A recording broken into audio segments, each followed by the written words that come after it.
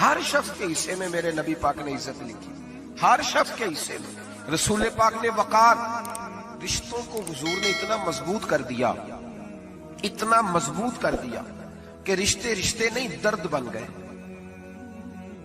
ماں کا نام آتا ہے تو آنکھوں میں آنسو آ جاتے ہیں، ماں کا نام آتا ہے تو دل تڑپتا ہے نا یار۔ یہ انقلاب ہے جو میلاد والے رسول نے برپا کیا، ورنہ حضرت طارق ابن عبداللہ کہتے ہیں میں حضور کے اعلان نبوت سے پہلے بھی مکے آیا تھا۔ آپ فرماتے ہیں میں نے ایک بوڑھی عورت کو، ایک نوجوان کو گلے میں رسی ڈال کے گھسیٹ کے لے جاتے دیکھا، تو میں نے اس سے کہا کہ یہ کیا کر رہے ہو، کون ہے یہ بی بی، کیا مسئلہ ہے؟ تو وہ کہنے لگا جی میری اماں ہے، بوڑھی ہو گئی ہے، کسی کام کی نہیں رہی تو بیچنے جا رہا ہوں، چلو کسی کے برتن جب مانجے گی تو میرے تو پاس کچھ نفع آئے گا نا بیچنے۔ یہ داستانیں نہیں، ابھی بھی جن لوگوں کی طبیعت سخت ہوتی ہے وہ قتل نہیں کر دیتے ماں باپ کو۔ واقعہ سنے نا آپ نے کہ ابا میرے نام زمین نہیں کر رہا تو مار دیا۔ جب کلیجے سخت ہوتے ہیں تو کام ہو جاتا ہے۔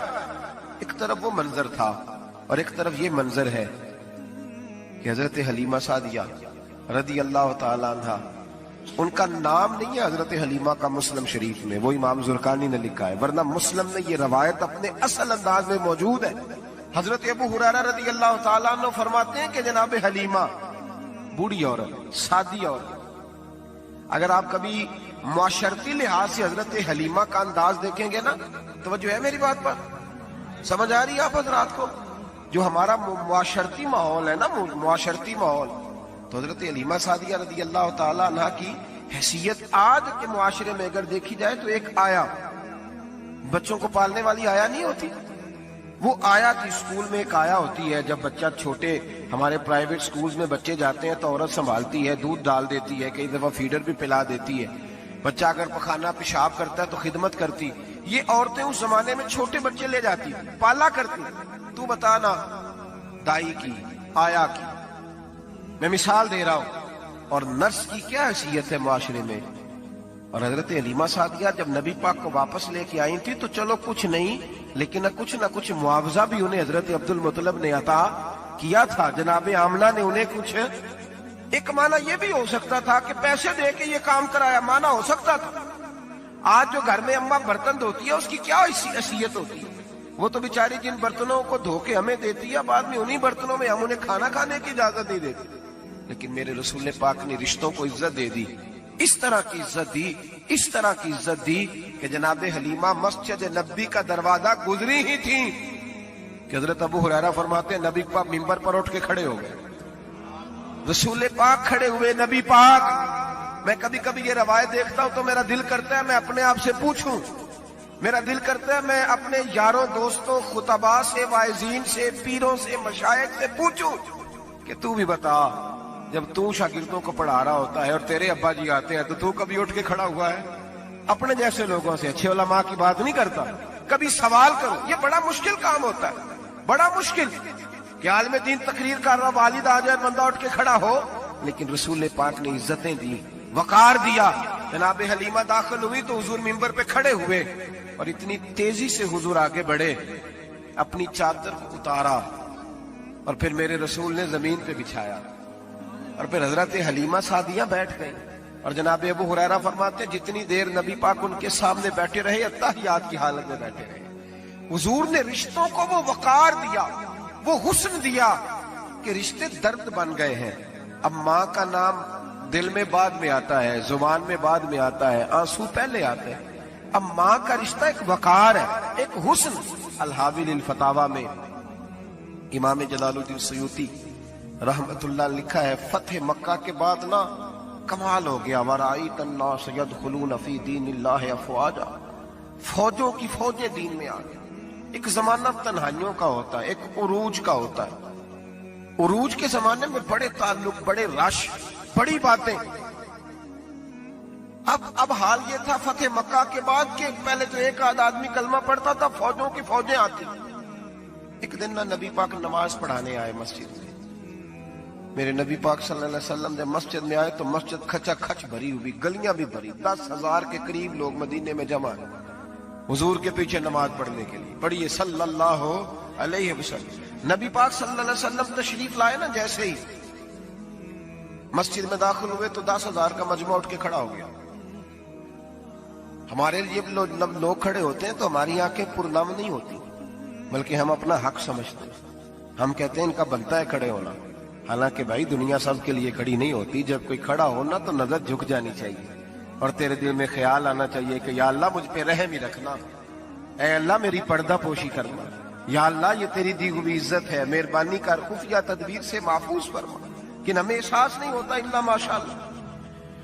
اللہ کے محبوب داخل ہوئے تو 10,000 کا مجمع کھڑا ہو گیا. 10,000 آدمی کھڑا ہو تو ایک کیف بنتا ہے. تو میرے جیسا آدمی تو ویسکوٹ سیدھی کرنے لگ جاتا ہے نا کہ بڑی شان ہے جناب، کالر ٹھیک کر لو، دستار سیدھی کر لو، کیا بات. اتنے لوگ بھی کبھی کسی کے گاڑی کے پیچھے بھاگے. لیکن نبی پاک کا انداز کیا تھا؟ رسول پاک کی آنکھوں میں آنسو آ گئے.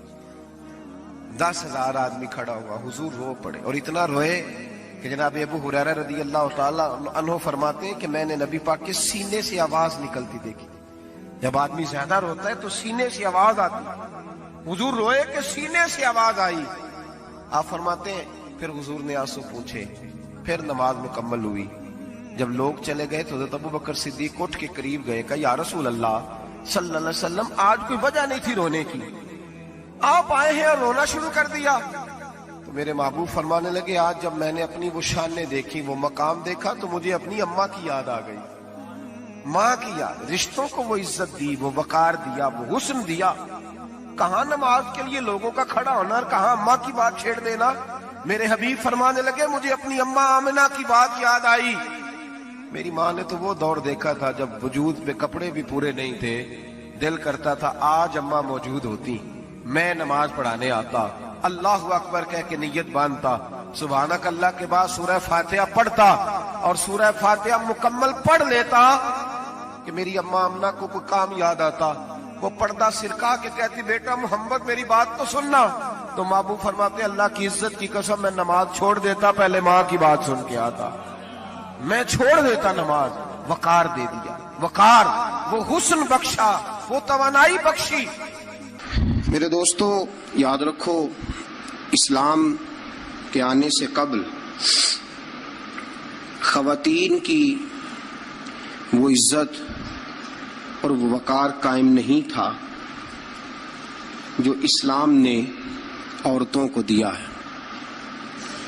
یورپ جو غلط پراپوگنڈا مسلمانوں کے خلاف کرتا ہے، اس میں سے ایک بات وہ یہ کرتے ہیں کہ یہاں خواتین کو حقوق حاصل نہیں. ان بیوقوفوں کا خیال یہ ہے کہ عورت کو بے پردہ پھرنے کی اجازت دی جائے. ان کی نظر میں حقوق یہ ہے کہ بیوی کو کام کاج کرنے کے لیے چھوڑ دیا جائے. عورت گھر کی زینت نہیں بلکہ بازار کی زینت بنا دی جائے. دفتروں میں اور کام کاج کی جگہوں پہ خواتین کا نظر آنا اور بغیر کسی پابندی کے عورت کا پھرنا، اس کو عام کر دیا جائے تو شاید یہ عورت کے حقوق ہیں. حالانکہ عورت بازار میں سجانے کی چیز نہیں ہے. عورت وہ اللہ تبارک و تعالی کی عظیم نعمت ہے جو اگر بیٹی کی صورت میں ہو تو رحمت ہوتی ہے، اگر ماں کی صورت میں ہو تو جنت ہوتی ہے، بہن کی صورت میں ہو تو وہ محبت ہوتی ہے، اور اگر بیوی کی صورت میں ہو تو وہ عزت ہوتی ہے. اسلام یہ نقطہ نظر رکھتا ہے، اسلام یہ نقطہ نظر دیتا ہے کہ عورت خاوند کی عزت ہے. آج جو لوگ تھوڑا سا بھی یورپ سے متاثر ہیں،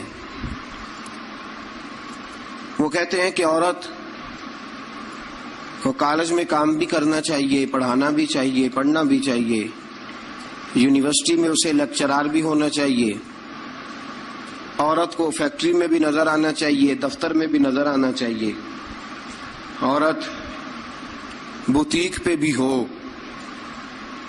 اور بڑے شرم کی بات ہے کہ مسلمان اب اس نہج تک پہنچ گیا ہے